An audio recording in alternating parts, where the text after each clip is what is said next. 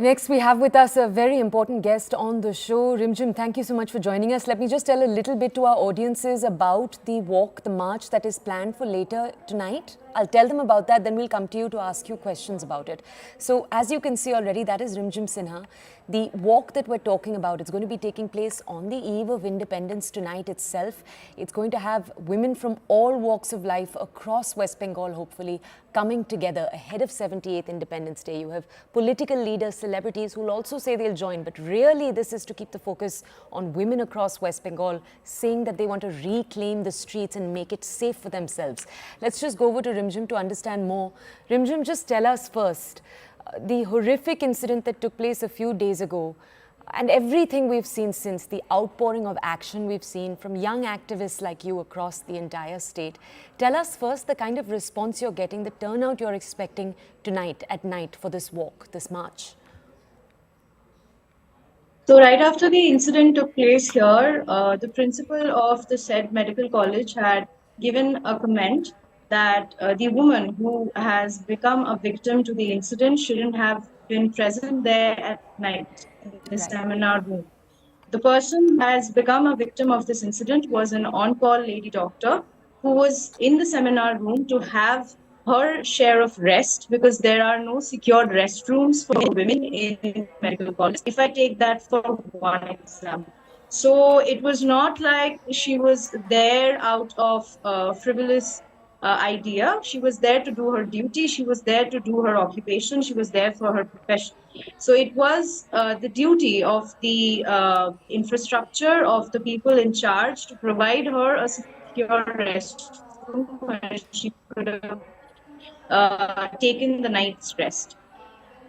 Later on, when it came into the news that this kind of a comment has been made, I felt insecure and I felt that it was a comment made for every other woman and queer individuals, non-binary individuals who access the night for their work and for their daily needs. And I refused to anyone about when I should go out of my home, when I should come back, how I should look, and etc. So I thought that on this eve of Independence Day and on the night of Independence Day, when entire India celebrates its independence, I will celebrate my independence as a woman. I will call forth every person who belongs to a marginalized gender community to come forth and celebrate their independence. And hence, I had given this call.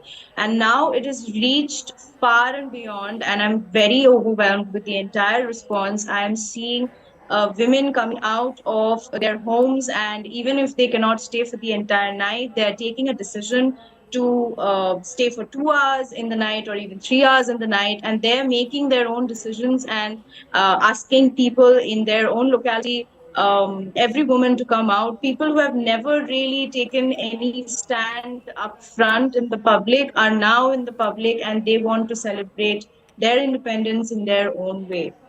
So this looks like an amazing opportunity for me to place certain demands which would cure, at least would try to cure the problem from the root. So I see it as an opportunity. I see it as an overwhelming response to a future that probably more secure and just more independent for all of us to live in. Rimjim, I love that you extended the ambit of the walk, as you said right now, not just for women, it's to discuss any gender that may have faced LGBTQIA, as you were saying earlier. But I do want to ask you, there has also been, in the days since this march has been announced, some politics around it. You have had several critical comments come through. There is, for example, the TMC, the ruling party in West Bengal. They've said, you know, that a walk like this is highlighting just a stray incident. Now, of course, I'd understand if you want to stay away from the politics of it all, but I do also want to understand what is your response to arguments like that, that this walk is highlighting the wrong thing? I believe that we all are a part of a system which has always been there, a system established by the majority. So whenever there is something powerful enough to give a knock to that system, give a hit to that system, and break its so-called norms and laws, and it has the power to actually challenge it, establish something new, something more progressive, something more in favor of the people, the common people, there will be people who would come and try to malign it and tell that this is for a certain ideology, this is taken up for a certain party, etc., etc.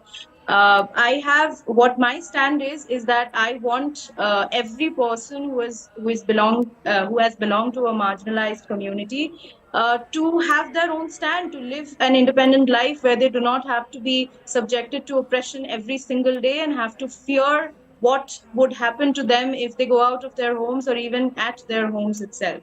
So I want to change the system, the oppressive parts of the system from the root. And I believe that there will be people who would try to malign this movement, but the strength that I have against it is every person who is there at their own will. There Okay. are people who are coming out into the streets because they are willing to. And that is my strength against all of these campaigns. That is what I Rimjam, I'll ask you lastly. Unfortunately, in Delhi here, we remember the Nirbhaya protest that happened just a few years ago. And one of the big points that's being made right now is how much has changed since those protests in 2012. Not much. And so I just want to ask you, Rimjim, firstly, how many people are you expecting on the streets today? It's obviously hard to give a number, but just tell me what your own organization is preparing for. And also tell us what's the biggest change you hope will come about when we talk about concrete changes that need to take place. Right. Firstly, I would want to just clarify that this is not a call from any organization. This was just a Facebook post from myself as an individual, as a common citizen, and now it has taken the vast response that it has. So that's one thing. But the later part of it, as many calls that I'm getting, I am literally receiving a call every second, if that can describe the kind of calls, the number of calls that I'm getting. So as much as I knew, there are probably 200 to 250 places where this protest or this program is taking place in my own state. So I think the place that I will be present at Jadavpur 8B bus stand, there will be a huge number of people. I mean, I have probably never witnessed so many people in one place. And it might be 1,000, it might be 5,000, it might be 10,000. And as much as I am overwhelmed with the response, I really do not know how the exact number might be tonight. And I'm really expecting it. I'm looking forward to it. And the demands, the third point that I'd like to say, the demands that I'm looking forward to are concerned with obviously a very well justice system, that's for sure.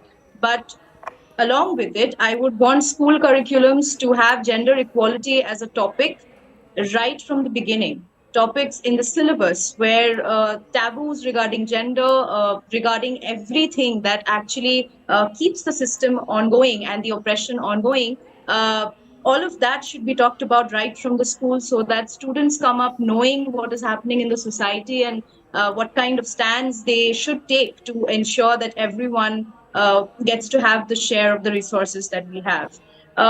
If I talk about another one, I would want secured restrooms for every person who provide their service in the nights. That may be corporate, that may be doctors, that may be any place, any service which requires people to access the night.